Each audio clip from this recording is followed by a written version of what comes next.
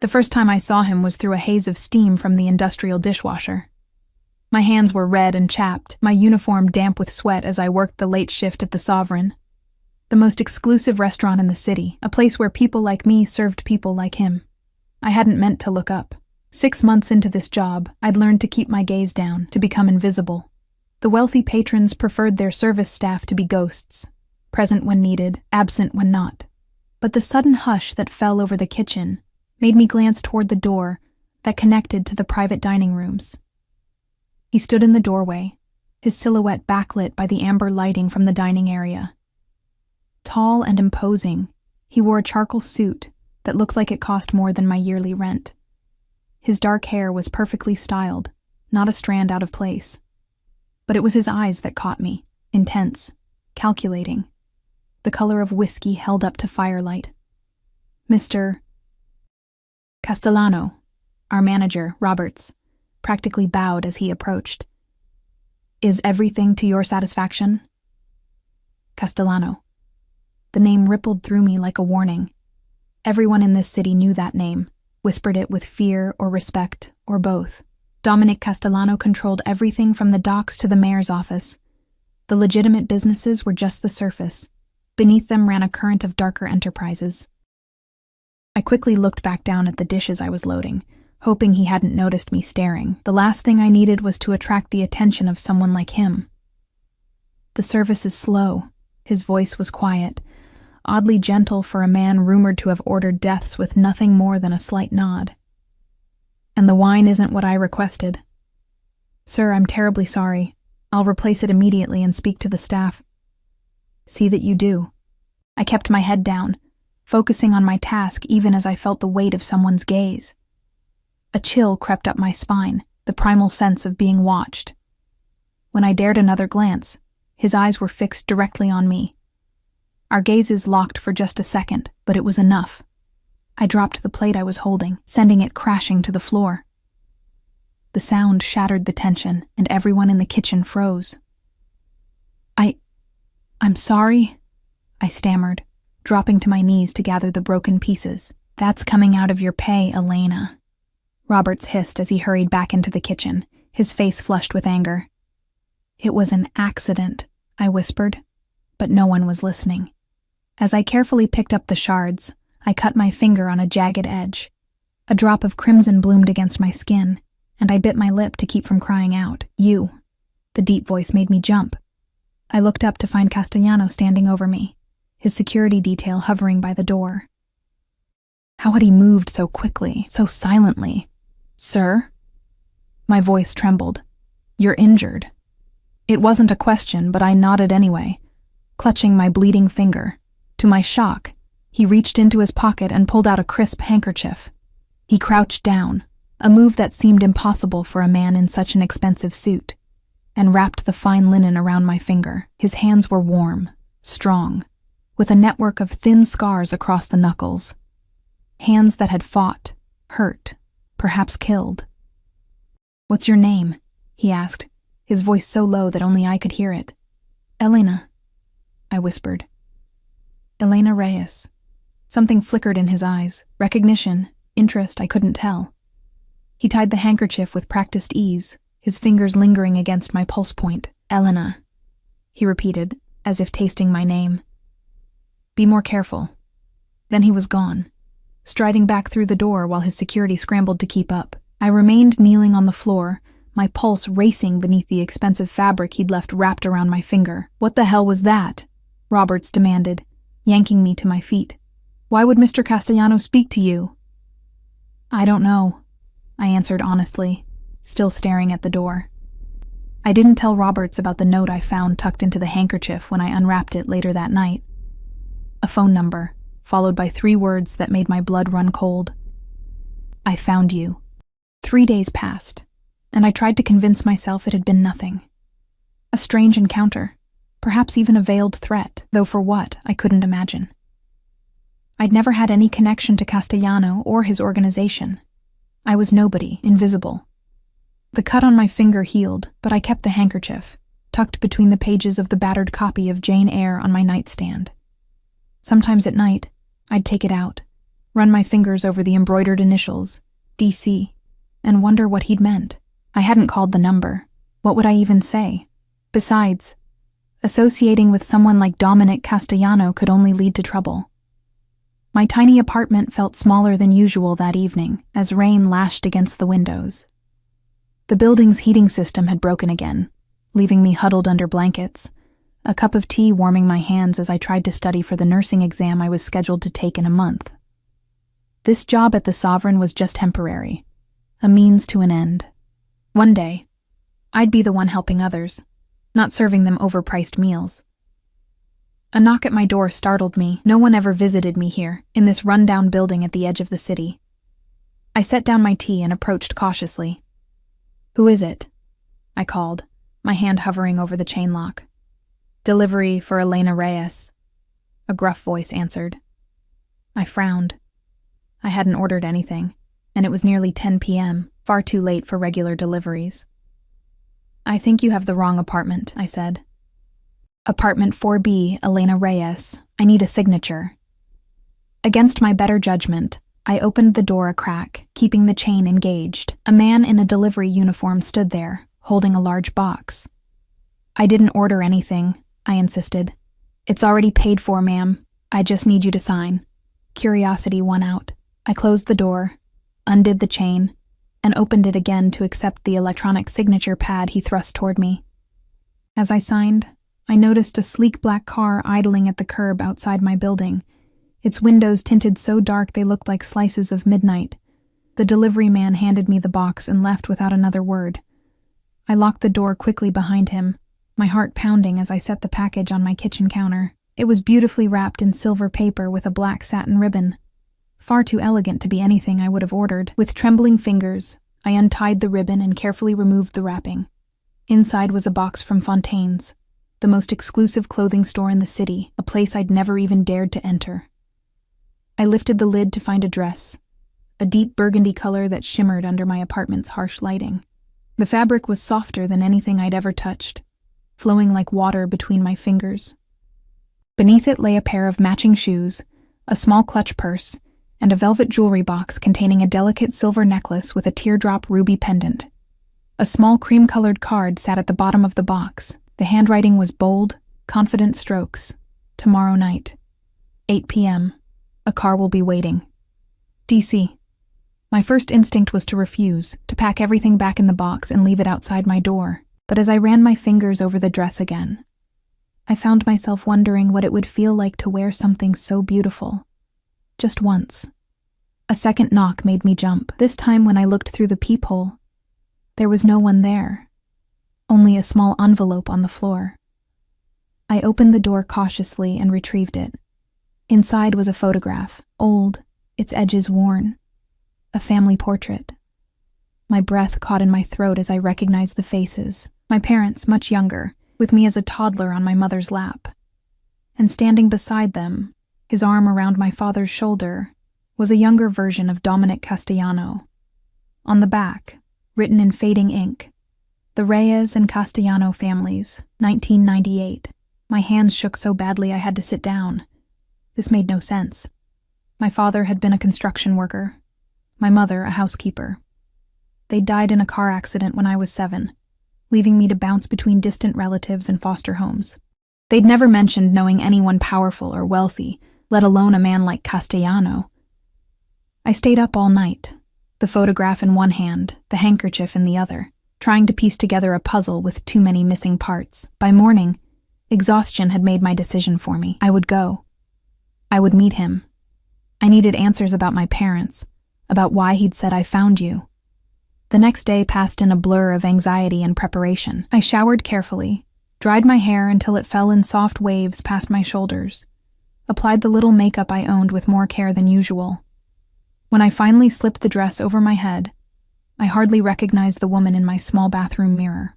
The fabric embraced my curves, the color making my olive skin glow and bringing out amber highlights in my brown eyes. At precisely 8 p.m., my phone buzzed with a text from an unknown number. "The car is waiting." I took one last look at my apartment, tucked the old photograph into my new clutch purse, and stepped out into the night. The same black car from the previous evening was parked at the curb, its engine purring softly. The driver emerged as I approached, opening the rear door with a slight bow. "Ms. Reyes," he said. Not a question. The interior was all black leather and soft lighting, empty, except for a single red rose on the seat. As I settled in, I caught a faint scent. Sandalwood and something else. Spicier, more dangerous. His scent, lingering from an earlier journey. The car pulled away from my building, carrying me toward whatever Dominic Castellano had planned. Toward answers, I hoped. Or perhaps toward something far more dangerous than questions. In the darkness of the back seat, I fingered the ruby pendant at my throat and whispered a silent prayer that I wasn't making the biggest mistake of my life. The car wound through the city streets, passing through neighborhoods that grew increasingly elegant. Wrought iron gates gave way to manicured hedges and sprawling estates. We finally stopped before a mansion set back from the road, its limestone facade glowing amber in the carefully positioned landscape lighting. "We've arrived, Ms. Reyes," the driver announced, opening my door. I stepped out, my borrowed heels sinking slightly into the gravel driveway. The mansion loomed above me, windows blazing with warm light. This wasn't a restaurant or public venue as I'd expected. This was his home. A wave of panic washed over me. I'd walked straight into the lion's den, wearing a dress he'd provided, arriving in his car. I was completely at his mercy. The massive front door opened before I reached it. A woman in a crisp black uniform offered a practiced smile. "Ms. Reyes, we've been expecting you. Please come in." The foyer was cavernous, with a sweeping staircase and marble floors that echoed with my hesitant steps. Original artwork hung on the walls. Not the reproductions you'd find in upscale hotels, but genuine masterpieces. Security cameras tracked my movements from discreet corners. "This way, please," the woman said, leading me through the house. We passed rooms filled with antique furniture, a library with floor-to-ceiling bookshelves, a sitting room where a fire crackled in a stone hearth. No one else was visible, but I felt the presence of others. Security personnel watching from shadows, staff moving silently behind closed doors. Finally, we reached a set of double doors at the rear of the house. The woman knocked once, then opened them without waiting for a response. "Ms. Reyes has arrived, sir." The room beyond was a conservatory, with glass walls and ceiling revealing the night sky above. Tropical plants created a lush interior garden, and the air was warm and heavy with the scent of blooming flowers. A small table had been set for two, crystal and silver gleaming in the soft lighting, and there he was, standing with his back to me, looking out at the darkened gardens beyond the glass. Dominic Castellano turned slowly, his eyes finding mine with unsettling precision. "Elena," he said, my name in his mouth sounding like something precious and rare. "You came." He wore another impeccable suit, this one a deep navy that made his broad shoulders look even more imposing. A gold watch glinted at his wrist, the only adornment besides a signet ring on his right hand. "You didn't give me much choice," I said, surprising myself with my boldness. I held up the photograph I'd brought. "You owe me an explanation." A hint of approval flickered in his eyes. He gestured toward the table. "Please sit. We'll talk over dinner." A server materialized from somewhere, pulling out my chair. Another appeared with wine, pouring a rich red liquid into delicate glasses. I remained standing. "I want answers now," I insisted, though my voice trembled slightly. "Who were you to my parents? Why do you have this picture? What did you mean when you wrote, 'I found you'?" He studied me for a long moment. "Courage," he murmured, almost to himself. "Just like your father." He moved toward me, each step measured and deliberate. "We'll discuss everything, Elena. You have my word. But first, let's enjoy a meal together. It's been a very long time since I've had the pleasure of your company." "We've never met before the restaurant," I said, confused. He smiled, a real smile that transformed his face, making him look younger, almost approachable. "We have. You were very young. You wouldn't remember." Something in his manner made me relent. I sat, arranging the burgundy dress carefully around me. As I did, I noticed a thin, barely visible scar running along his jawline, disappearing beneath his collar. A knife wound, perhaps, a reminder of the violent world he inhabited. "The dress suits you," he said, taking his own seat. I hoped it would. "How did you know my size?" I asked, accepting the wine I didn't particularly want. "I know many things about you, Elena. I've been keeping track for years." A chill ran down my spine despite the warmth of the conservatory. "That's disturbing." "Is it? Or is it reassurance that someone has been watching over you? That you were never truly alone?" Before I could respond, the first course arrived, delicate plates of food that looked more like art than sustenance. I recognized the chef's work from the Sovereign, though this was far more elaborate than anything we served to even our most prestigious guests. "You must have questions," Dominic said, watching me over the rim of his wineglass. "Dozens," I admitted. "Starting with why a man like you would be interested in someone like me." "A man like me?" He raised an eyebrow. "And what kind of man do you think I am, Elena?" I hesitated, weighing my words carefully. "Dangerous, powerful, someone who takes what he wants. All true," he acknowledged without a trace of shame. "But incomplete." He set down his glass and leaned forward slightly. "Your father was my friend, my best friend, from when we were boys. We grew up together in the old neighborhood." I stared at him in disbelief. "My father was a construction worker. Before that, he was much more." Dominic's expression softened with memory. "Marco Reyes was like a brother to me. We started with nothing, built something together. He was brilliant, fearless." His eyes refocused on me. "You have his eyes. Did you know that?" "The same determination. What happened?" I asked, barely able to breathe. No one had spoken to me about my father with such intimacy in years. "We had a disagreement about the direction our business was taking." Dominic's voice hardened. "I wanted to expand into new territories. Your father wanted to leave, to give you and your mother a normal life. We argued, said things we couldn't take back." The realization dawned slowly, horror spreading through me like ice water. "My father worked for you, in your organization." Dominic nodded once. "He didn't just work for me. We were partners, equals, in the beginning." "He was a criminal," I whispered, my world tilting sideways. "He was a man who did what was necessary to protect his family," Dominic corrected, his tone gentle but firm. "The world isn't as black and white as you might believe, Elena." I pushed my plate away, appetite gone. "And the accident? The car crash that killed my parents? Was that really an accident?" Pain flashed across his face, genuine and raw. "Yes. I may operate outside the law, but I would never harm Marco or Isabella. Never." He reached into his jacket pocket and withdrew a small leather-bound book. "Your father's journal. He kept it the last year of his life. Read it, and you'll understand." I stared at the book but didn't take it. "Why now? Why find me after all these years?" He placed the journal on the table between us. "Because I made a promise to your father, that if anything happened to him I would look after you, protect you."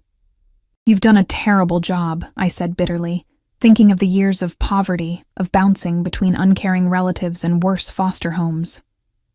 "Where were you when I needed someone?" "Watching, waiting until you were old enough to understand." His eyes darkened. "And dealing with those who failed you. The foster father who raised his hand to you when you were 15. He had an unfortunate accident the next day." "The scholarship that mysteriously appeared when you started community college? The apartment that somehow had below-market rent? The jobs that always materialized when you needed them most?" My mind raced, connecting dots I'd never seen before. Small mercies I'd attributed to luck or coincidence. "You've been manipulating my life," I accused, anger flaring. "Guiding it," he corrected. "From a distance, as Marco would have wanted. And now? Why reveal yourself now?" Dominic's expression changed, becoming more guarded. "Because you're in danger." I laughed, the sound sharp and hollow in the lush surroundings. "From who?" "You're the most dangerous person I know." "Not from me. Never from me." He leaned forward, his voice dropping. "Your father had enemies, Powerful people who thought he took something that belonged to them before he died. They've discovered he had a daughter. What could I possibly have that anyone would want? I asked. Information. Access to accounts. Keys to storage locations. They believe Marco would have entrusted these things to you. Perhaps without you even knowing. I shook my head in disbelief. That's insane. My father was just... I stopped, no longer sure of anything about the man who had raised me. 3 days ago, someone broke into the records at your former foster agency, Dominic continued. Yesterday, a man was asking questions about you at the Sovereign. That's why I had to move quickly, to get to you first. Fear crawled up my spine. You could be making this all up, creating a threat, so I'll, what? Trust you? Depend on you? His expression hardened. I don't need to manufacture dangers to earn your trust, Elena. Reality is quite dangerous enough. He stood abruptly. Come with me. There's something you need to see. Against my better judgment, I followed him through the conservatory doors into the garden beyond. The night air was cool after the tropical warmth inside, and I shivered in my thin dress. Without a word, Dominic removed his jacket and draped it over my shoulders. His scent, sandalwood, spice, and something uniquely him, enveloped me. We walked along a stone path, security personnel materializing and fading back into the shadows as we passed. Finally, we reached what appeared to be a guest house, set apart from the main building. Dominic entered a code on a keypad, and the door swung open. Inside was nothing like I expected, not luxurious accommodations, but a high-tech security center. Monitors lined one wall, displaying camera feeds from various locations. I gasped as I recognized my apartment building on one screen, the Sovereign on another. You've been watching me, I whispered. Protecting you, he corrected, leading me toward a desk where a laptop sat open. This was recorded yesterday. He pressed a key, and a video began to play. A man I'd never seen before was speaking to Roberts, my manager at the Sovereign. Money changed hands. Then a photograph, my photograph, was shown. Roberts nodded, pointing toward the kitchen where I worked. Who is he? I asked. Anton Vaska. He works for the Petrov family, your father's former associates and my current competitors. The way Dominic said competitors made it clear the relationship was far more hostile. What do they want with me? Dominic closed the laptop, turning to face me fully. In the harsh light of the security monitors, the scar along his jaw looked more pronounced, a reminder of violence survived. Your father hid something before he died. Something the Petrovs have been searching for ever since. A ledger containing details of their operation, enough evidence to destroy them. They believe he entrusted it to you, perhaps disguised as something innocent. A book, a keepsake, a piece of jewelry. I thought of my meager possessions, nothing valuable, nothing mysterious. I don't have anything like that. Perhaps not knowingly, Dominic said. But Anton's presence means they're getting desperate. They've exhausted other options, so what happens now? I asked, suddenly exhausted by revelations and fear. Dominic's expression softened as he looked down at me, small and overwhelmed in his oversized jacket. Now, you stay here, where I can keep you safe. We find what your father hid, and then you decide what kind of life you want to live, with the full knowledge of who you are and where you came from. And if I refuse, if I walk out now, then I'll have you driven home, he said simply, and I'll do my best to protect you from a distance, as I've always done.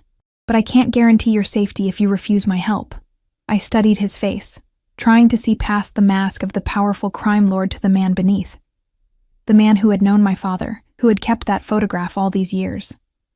Why should I trust you? I asked, my voice barely audible.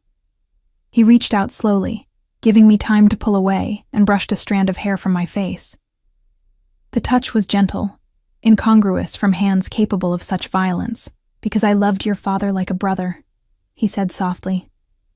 Because I've watched over you since you were a child. Because despite what I am and what I've done, I have never lied to you, Elena, and I never will. In that moment, standing in the glow of surveillance monitors showing a world I no longer recognized, I made my decision. Not out of fear or coercion, but out of a desperate need to understand the truth about my past, and perhaps to secure my future. I'll stay, I said. But only until we find this ledger. And then I want my life back. Something flickered in Dominic's eyes. Satisfaction, relief, perhaps something more complex. Of course, he agreed. Your life is yours to direct. I'm merely offering protection while you need it. As he led me back toward the main house, his hand resting lightly at the small of my back, I couldn't shake the feeling that I had just made a deal with the devil. A devil who wore expensive suits, who looked at me with eyes that held secrets about my past, and who had orchestrated this moment perhaps years in advance.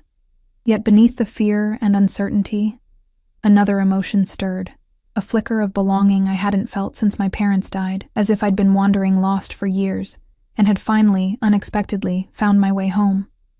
Morning light filtered through unfamiliar curtains, waking me from a restless sleep. For a moment, I forgot where I was. The bed was too soft, the sheets too silky against my skin. Then memory flooded back, Dominic Castellano, the revelations about my father, the decision to stay. I sat up, taking in my surroundings properly for the first time. The guest suite I'd been given was larger than my entire apartment, decorated in shades of cream and pale blue. Fresh flowers sat on a side table, their sweet scent permeating the air. Through French doors, I glimpsed a private balcony overlooking the gardens. My few belongings had been brought from my apartment during the night, my textbooks stacked neatly on the desk, my worn backpack hanging from a chair. The contrast between my threadbare possessions and the opulent room was jarring. A soft knock at the door made me pull the covers higher. Yes? A young woman entered carrying a tray. Good morning, Ms. Reyes. Mr. Castellano thought you might prefer breakfast in your room while you settle in. She set the tray on a small table by the window. Fresh clothes are in the wardrobe. Mr. Castellano would like to see you in his study at 10, if that's convenient. If that's convenient, as if I were a guest rather than a prisoner, albeit a well-treated one. Thank you, I said, for lack of a better response. When she'd gone, I slipped out of bed and padded to the wardrobe. Inside hung a selection of clothes in exactly my size, simple, elegant pieces that somehow matched my personal style, while being of far higher quality than anything I'd ever owned. I fingered the soft fabrics, caught between gratitude and unease at how thoroughly Dominic had studied my life. After a quick shower in the marble bathroom, complete with products I recognized as expensive from my time serving wealthy clients, I dressed in jeans and a soft sweater that felt like cashmere against my skin. I ate breakfast. Fresh fruit, pastries still warm from the oven, the best coffee I'd ever tasted, while flipping through my father's journal. Most entries were mundane, detailing everyday concerns and joys. Pride in my early reading abilities, worries about bills, love for my mother. But scattered throughout were cryptic notes, references to D and business dealings left deliberately vague. It painted a picture of a man torn between two worlds, the legitimate life he was building, and the shadow existence he shared with Dominic. The last entry, dated just days before the crash, chilled me. D doesn't understand. There's no clean way out of this life. The Petrovs won't let the matter rest, not after what I've taken. If anything happens, Elena must be protected at all costs. The key is with her always, hidden in plain sight, where only she would think to look. I closed the journal, my fingers trembling. What key? What had my father hidden with me? At precisely 10 o'clock, I made my way downstairs, following the directions a staff member had provided. The house was even more impressive by daylight. Soaring ceilings, artwork I recognized from museum exhibitions, furnishings that whispered old money and refined taste. It wasn't gaudy or showy. Everything spoke of genuine quality and understated wealth. Security personnel were visible now, positioned discreetly throughout the house. They watched me with professional detachment as I passed, acknowledging me with slight nods. Not guards to keep me in, I realized, but to keep others out. Dominic's study was a large room with wood-paneled walls and a wall of windows overlooking the grounds.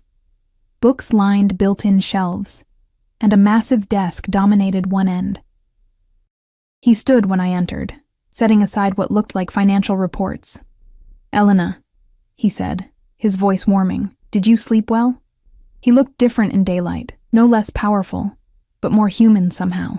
He'd forgone a suit jacket, wearing just a crisp white shirt, with the sleeves rolled up to reveal strong forearms marked with faint scars. The hard lines of his face seemed softened by the morning light. As well as can be expected, I answered honestly.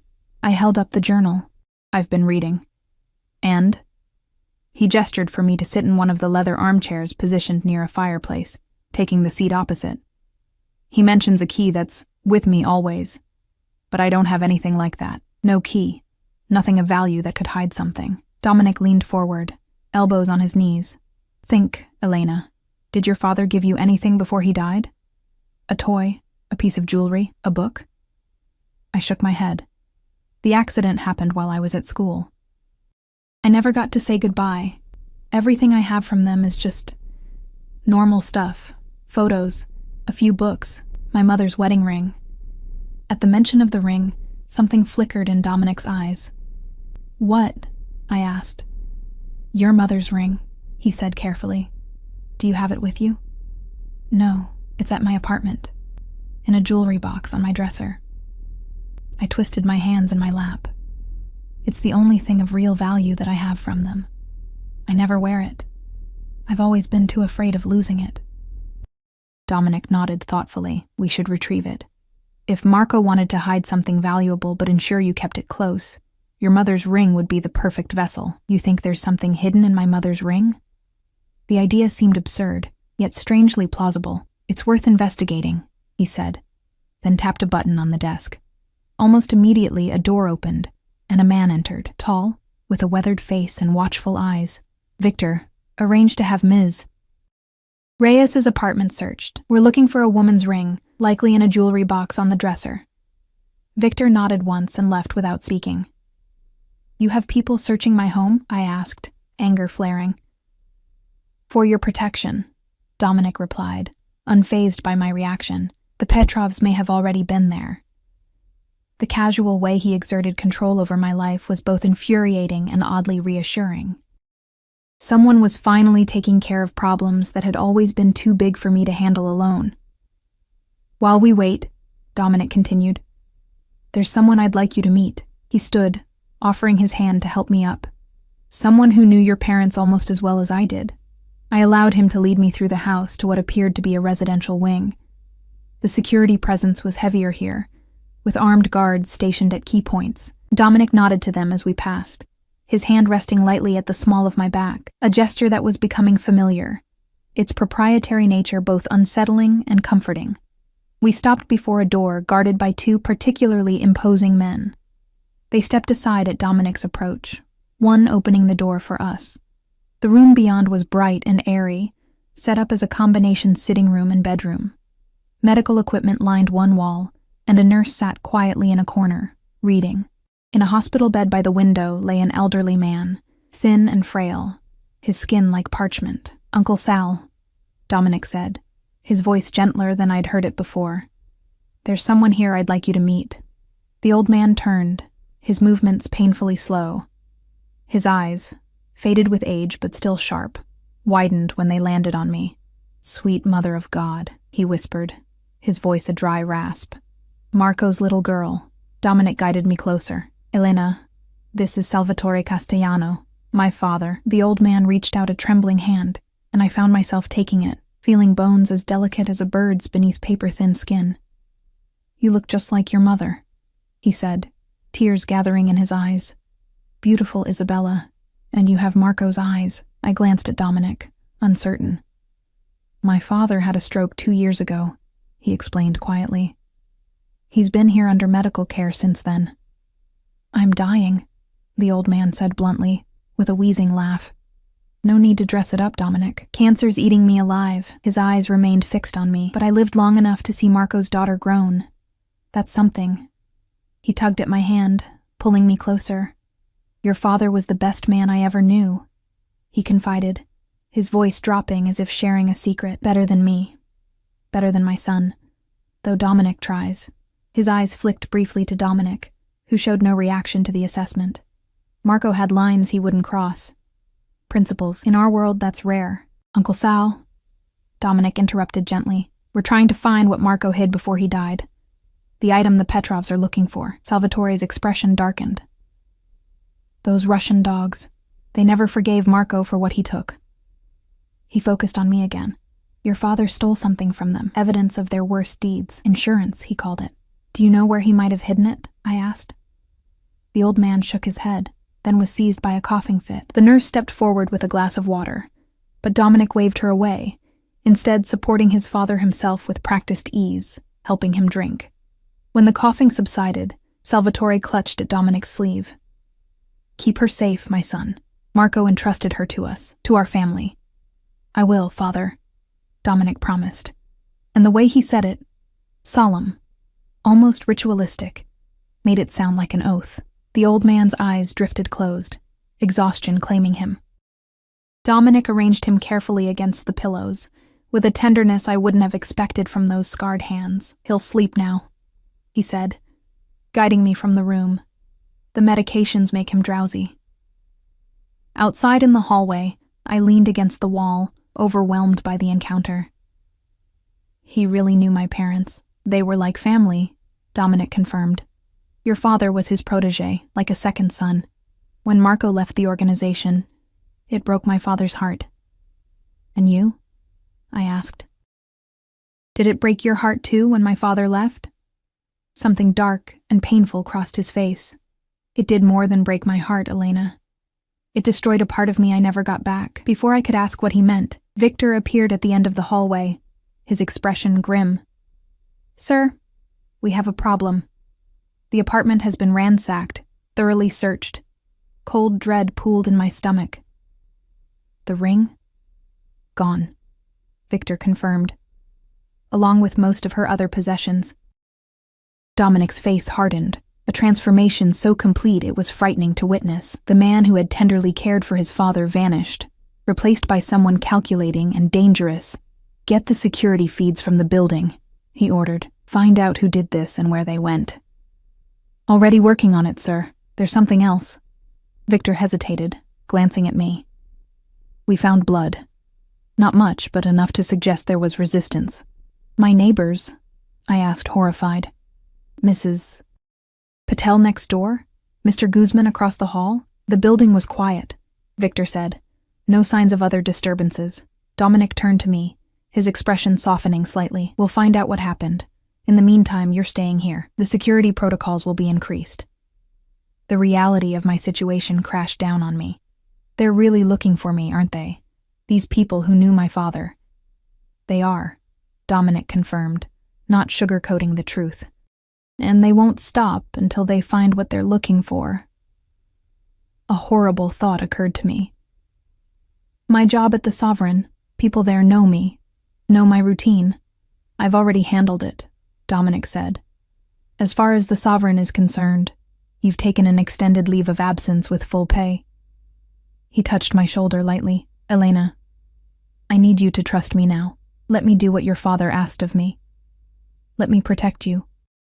Looking into his eyes, I saw determination and something more complex, a mixture of duty and personal investment that went beyond a promise to an old friend. I don't have much choice, do I? I said, trying to keep my voice steady. There are always choices, he replied. But some are wiser than others. A commotion at the end of the hallway drew our attention.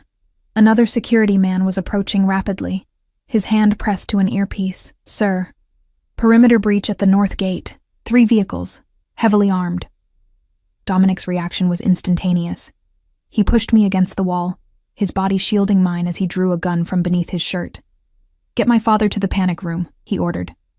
Victor, take Elena to the safe house. Now. Dominic, what's happening? I gasped, fear making my voice shake. They found you faster than I anticipated, he said grimly. He took my face between his hands, forcing me to focus on him.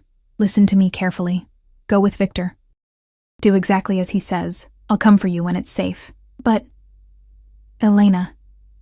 His voice was steel wrapped in velvet. I promised your father I would keep you safe.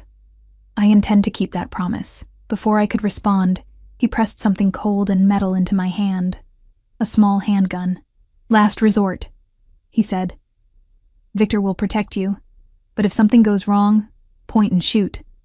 Don't hesitate. The weight of the weapon was terrifying in my palm, but I nodded, slipping it into my pocket. Dominic hesitated, then did something that shocked me more than the gun or the imminent danger. He leaned forward and pressed his lips to my forehead, a gesture so tender it seemed to come from someone else entirely. "Be safe," he whispered. Then he was gone, striding down the hallway, barking orders into a phone. Victor gripped my arm. "This way, Ms. Reyes. Quickly." I let myself be pulled along, through service corridors and down a flight of stairs I hadn't seen before. We emerged in an underground garage where a nondescript sedan waited, engine already running. "Get in the back," Victor instructed, opening the door. "Stay down." As I slid into the vehicle, the distant sound of gunfire reached my ears. My hands began to shake, the reality of my situation hitting me like a physical blow. This wasn't a movie or a book. This was my life now. Running from people who wanted something I didn't have, protected by a man whose world I barely understood. The car accelerated up a ramp and out into daylight. Through the tinted windows, I caught a glimpse of the mansion receding behind us, smoke rising from one wing. Men in tactical gear were exchanging fire with Dominic's security forces. And there, in the middle of it all, was Dominic himself, weapon drawn, directing his men with the calm authority of someone who had faced violence many times before. As if sensing my gaze, he turned, his eyes finding the departing car with unerring accuracy. Our gazes locked for just a moment before the car rounded a bend, cutting him from view. In that brief connection, I saw something in his expression that stayed with me as we sped away. Not just determination or duty, but a fierce, protective intensity that felt deeply personal. As Victor drove us away from the only safe place I'd known in years, I clutched the gun in my pocket and tried to make sense of how quickly my life had unraveled. In the space of a few days, I'd gone from anonymous server to the target of dangerous men, from a woman with no family to someone whose family history was written in blood and shadows, and somewhere at the center of it all was Dominic Castellano, a man I should fear, a man I barely knew, yet the only person standing between me and those who wished me harm. The safe house was a cabin nestled deep in the woods, about 2 hours outside the city. Simple but secure, with reinforced doors, shuttered windows, and surveillance cameras monitoring the perimeter. Victor installed me inside with brisk efficiency, showing me the panic room hidden behind a bookshelf, the emergency supplies, the communication system. "Mr. Castellano will contact us when it's safe," he said, checking his weapon. "Until then, we stay here and stay quiet." Hours stretched into an anxious evening. I paced the small living room, jumping at every creak and rustle from the surrounding forest. The gun Dominic had given me sat heavy in my pocket, a constant reminder of danger. "Has this happened before?" I finally asked Victor, who had maintained a watchful silence by the window. "Attacks on the mansion? Occasionally. The Petrovs have been growing bolder." His expression remained impassive. "But they've never gotten so close before. Someone gave them information. A traitor?" The concept seemed so melodramatic, like something from a movie rather than real life. Victor merely shrugged. "In our business, loyalty is bought and sold like any commodity. Our business. As if I were already part of Dominic's world rather than an outsider thrust into it." The casual inclusion unsettled me. Night fell, bringing a different kind of darkness to the forest. Victor maintained his position, occasionally checking the security feeds on a tablet. I tried to sleep on the small sofa, but managed only fitful dozing, my dreams filled with gunfire and Dominic's intense gaze. I was awakened just before dawn by the sound of a vehicle approaching. Victor was instantly alert, gun drawn. "Stay back," he ordered, positioning himself between me and the door. The security panel near the entrance chimed with an incoming code. Victor's posture relaxed slightly, but his weapon remained ready. The door opened, and Dominic stepped inside. My breath caught at the sight of him. A cut above his eye had been hastily bandaged. His once immaculate shirt was torn and stained with what looked horribly like blood, and he moved with the careful deliberation of someone hiding pain. "The house is secure," he told Victor. "Take the perimeter. I need to speak with Elena alone." Victor nodded and slipped outside without question, leaving us in sudden silence. Dominic's eyes found mine, something vulnerable flickering in their depths, before his careful mask slipped back into place. "Are you all right?" "Am I all right?" I repeated incredulously. "You look like you've been through a war." A ghost of a smile touched his lips. Occupational hazard. I moved toward him without thinking, reaching for the bandage above his eye. You're hurt. He caught my hand, his grip gentle despite the tension radiating from him. It's nothing. It's not nothing, I insisted. Let me see. I have nursing training, remember? Something in his expression softened, and he allowed me to guide him to a chair. I found a first aid kit in the bathroom and returned to find him sitting exactly where I'd left him, his posture rigid with pain he wouldn't acknowledge. What happened? I asked, gently removing the bloodied bandage. The Petrovs brought more men than expected, he said, wincing slightly as I cleaned the wound. They were well informed about our security protocols. Victor mentioned a traitor. Dominic's eyes hardened, already handled. The clinical detachment in his voice sent a chill through me. This was the other side of Dominic Castellano, the ruthless enforcer who eliminated problems without hesitation. The wound isn't deep, I said, applying a fresh bandage. But you should have proper medical attention. Later, he dismissed. We have more pressing concerns. I stepped back, folding my arms across my chest. Like what? Like the fact that the Petrovs are desperate enough to launch a direct assault on my home. He leaned forward, his intensity drawing me in despite myself. They wouldn't take such a risk unless they were certain you had what they're looking for. But I don't, I protested. They believe you do, and that's what matters. He ran a hand through his disheveled hair, a surprisingly human gesture from someone who always seemed so controlled. We need to find this ledger before they try again. Think, Elena. Think about what your father might have hidden with you. I sank onto the sofa, frustration and fear making my voice sharp. I've told you everything. The only valuable thing I had was my mother's ring, and that's gone now. Dominic went still, a peculiar expression crossing his face. Tell me about the ring. It was simple, I said, trying to visualize it. A gold band with a small diamond, nothing elaborate.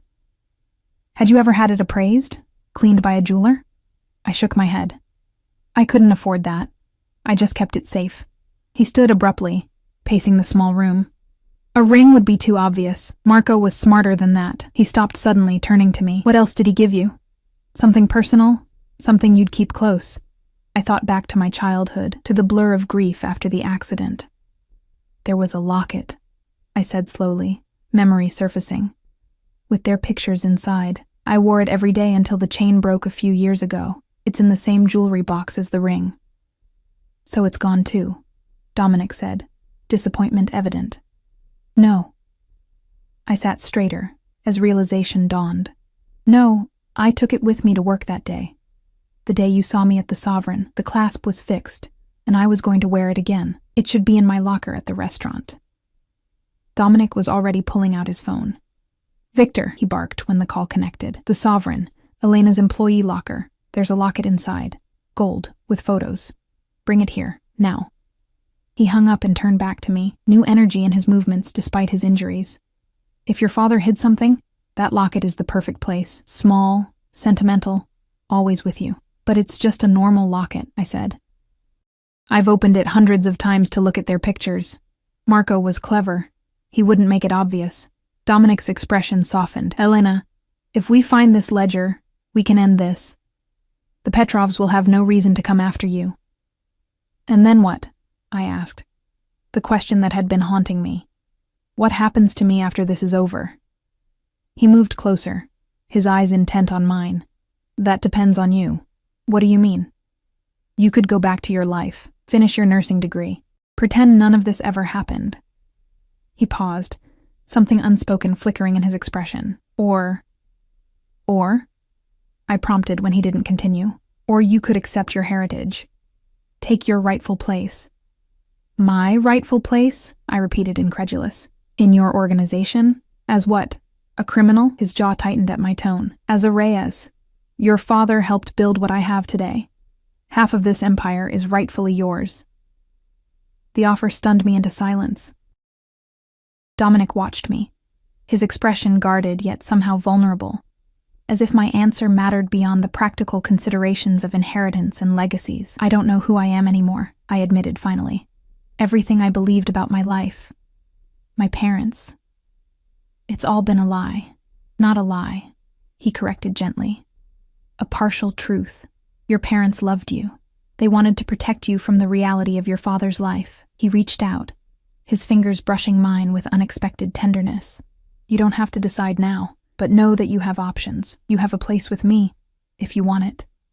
The air between us seemed to thicken, charged with something more complex than our shared past or present danger. His proximity, the intensity of his gaze, made my pulse quicken in a way that had nothing to do with fear. The moment was broken by the sound of an approaching vehicle. Dominic moved swiftly to the window, gun appearing in his hand from somewhere beneath his ruined shirt. "It's Victor," he confirmed, relaxing slightly. Minutes later, Victor entered, holding a small velvet pouch.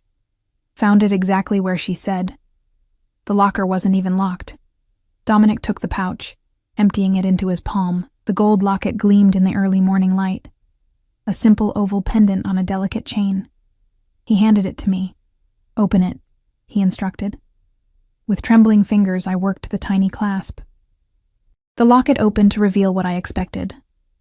Tiny photographs of my parents, smiling at the camera, frozen in time.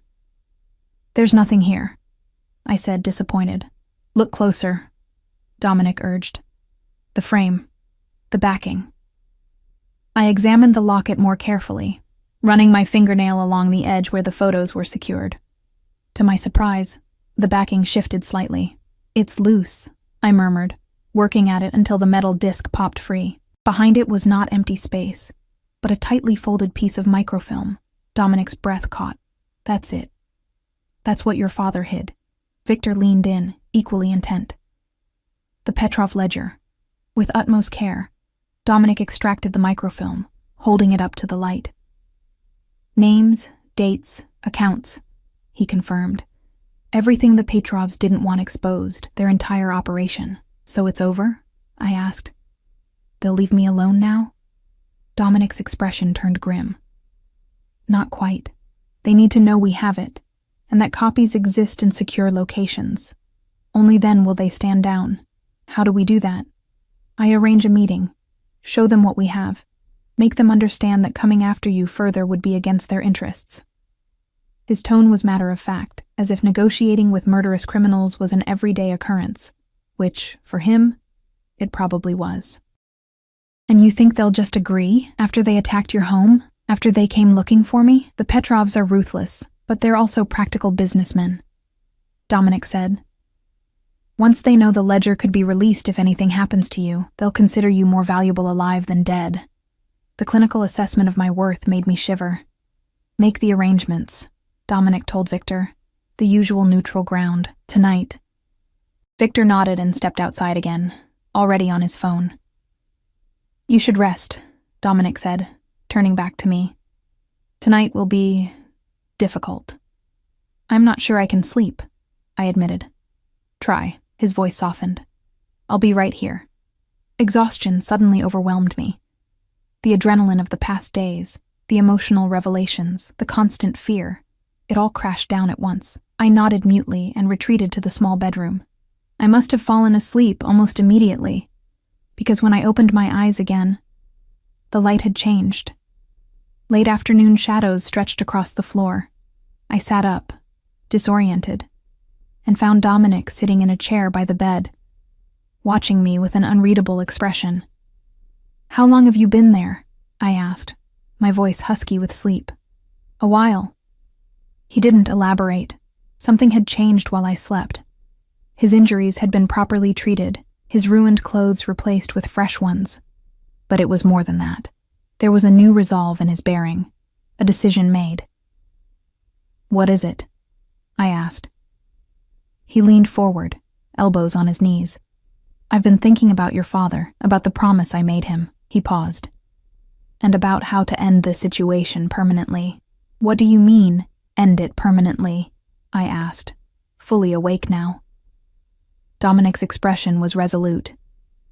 "The Petrovs won't stop as long as they think there's a chance you know something they don't. Even with the ledger, they'll harbor doubts, resentments." His gaze held mine, unflinching.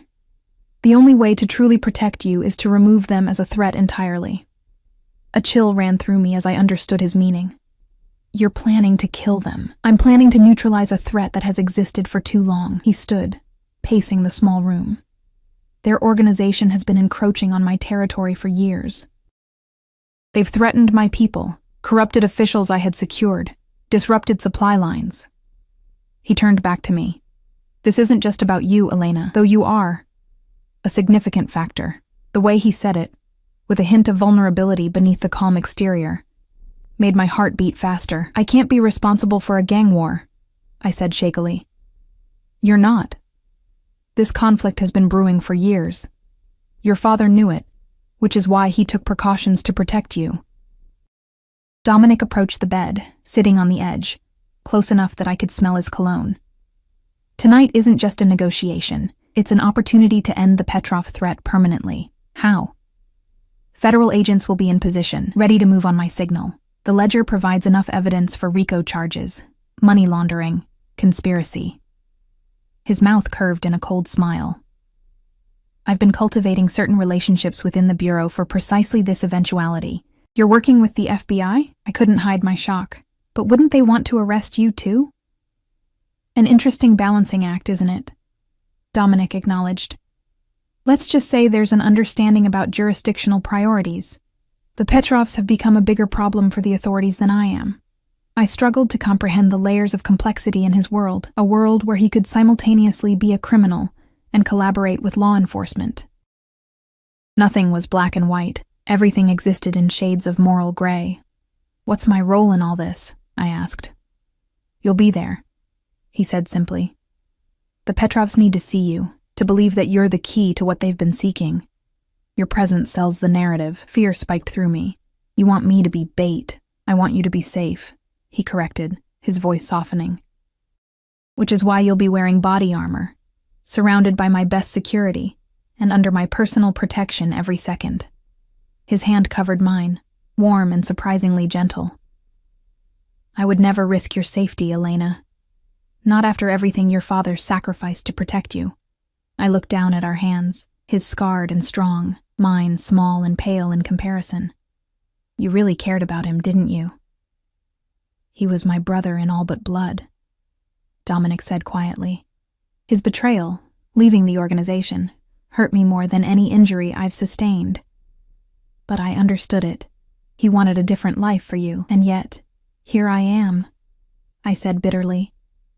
Right in the middle of everything he tried to shield me from. Sometimes fate has its own designs. Despite our best efforts, his fingers tightened around mine.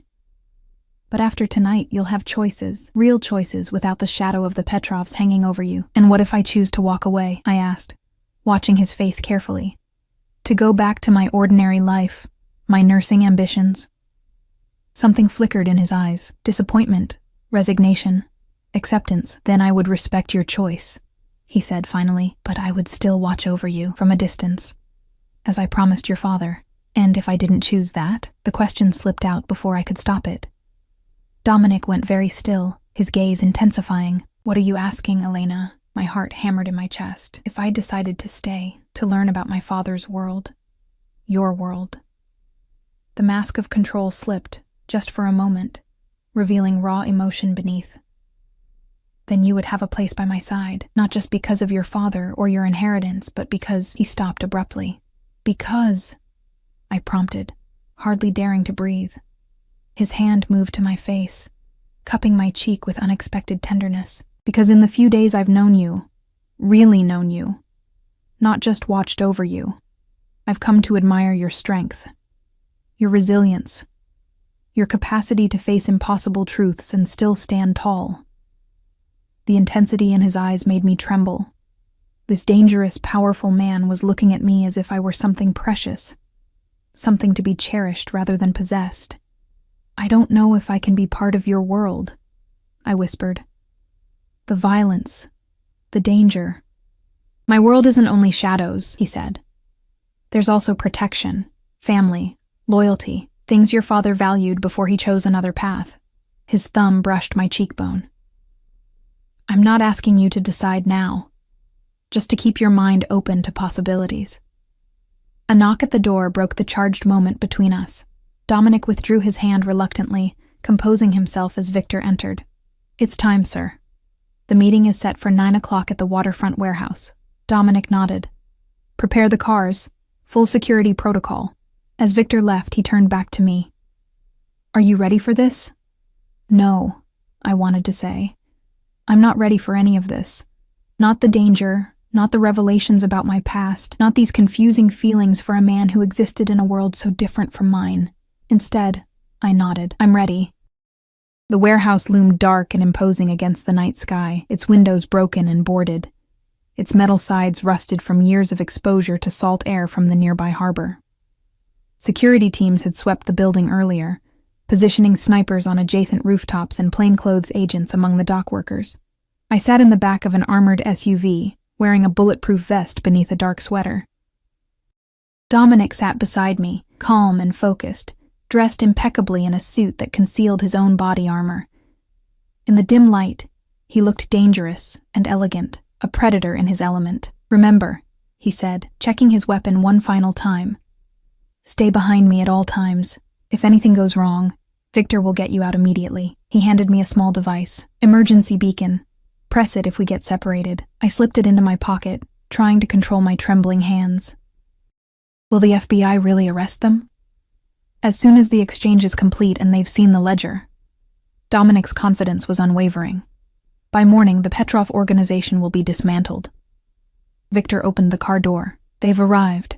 2 vehicles, Petrov and his lieutenants. Dominic nodded. Let's finish this.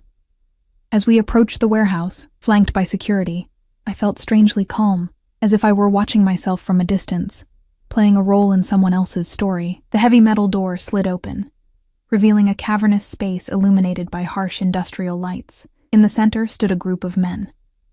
Their leader, a silver-haired figure with cold eyes and an expensive overcoat, watched our approach with predatory intensity. Castellano, he greeted, his accent thick but his English precise. Finally, we meet in person, after so many years of competition. Petrov. Dominic's tone was neutral, but I sensed the tension coiled within him. I believe we have business to discuss. Petrov's gaze shifted to me, his expression calculating. So, this is Marco's daughter. You look like him, especially around the eyes. I fought the urge to step back, to hide behind Dominic. Instead, I met his stare evenly, channeling something of the strength Dominic had praised in me. We have what you've been searching for, Dominic said, drawing Petrov's attention back to himself. The ledger your organization has killed for, threatened for. Show me, Petrov demanded. Dominic nodded to Victor, who approached with a laptop. The microfilm has been digitized. See for yourself. As Petrov and his men crowded around the screen, Dominic positioned himself slightly in front of me, a living shield.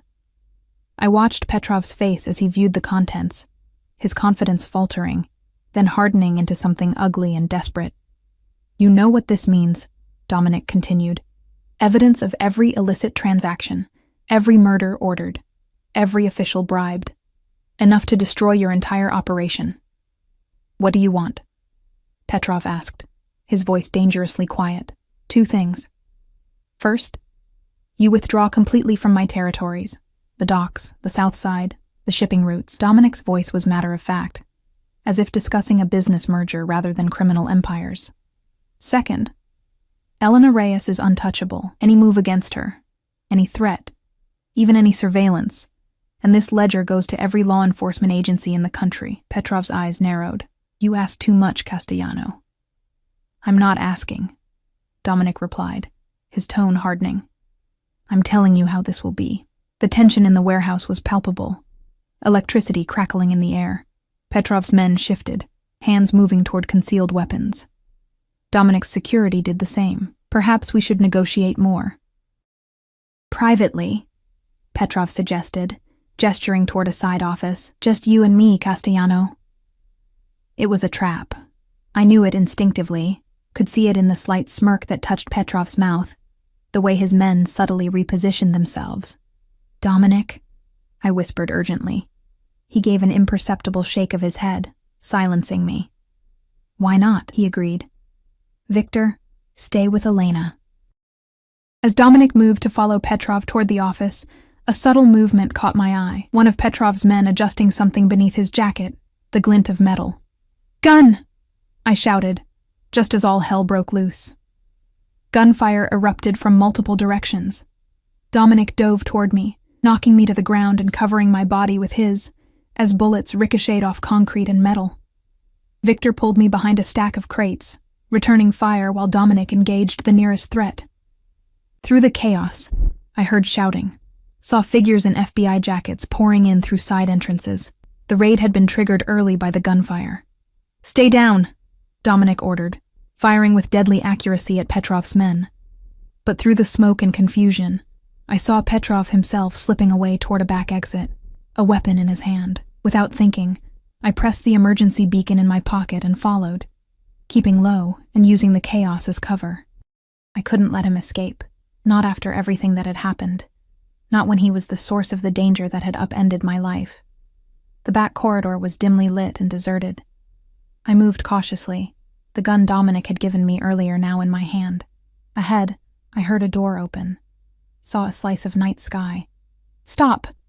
I called, raising the weapon the way Dominic had taught me during our brief instruction. Petrov turned, surprise flashing across his face before it settled into contempt. "Marco's daughter," he sneered. "Coming to avenge Daddy?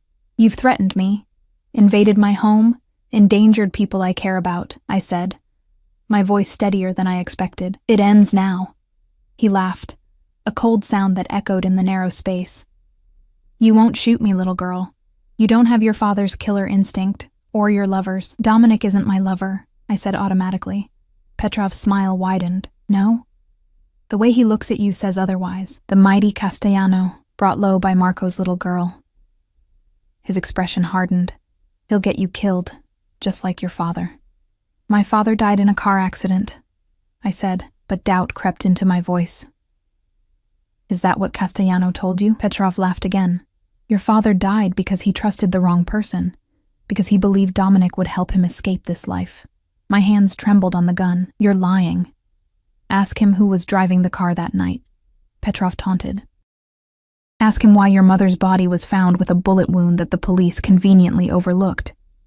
"Shut up," I whispered, tears blurring my vision. "Elena."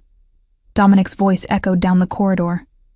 "Elena, where are you?" Petrov raised his own weapon, pointing it past me. "Time to finish old business." I fired without conscious thought, the gun's recoil shocking me. Petrov staggered back, surprise replacing the sneer on his face as crimson bloomed across his expensive coat. He collapsed to his knees, then fell forward onto the concrete floor. Dominic reached me seconds later, taking in the scene with one sweeping glance. Without a word, he pried the gun from my rigid fingers and pulled me into his arms. "It's over," he murmured against my hair. "It's done." FBI agents swarmed the corridor, securing Petrov's body, clearing the area with professional efficiency. One nodded respectfully to Dominic, who returned the gesture without releasing me. "Get her out of here," the agent said quietly. "We'll handle the rest as discussed." Dominic guided me through a side exit, away from the chaos inside the warehouse. Outside, the night air was cold and clean against my tear-streaked face. I pulled away from him abruptly. "Did you kill my parents?" I asked, my voice breaking.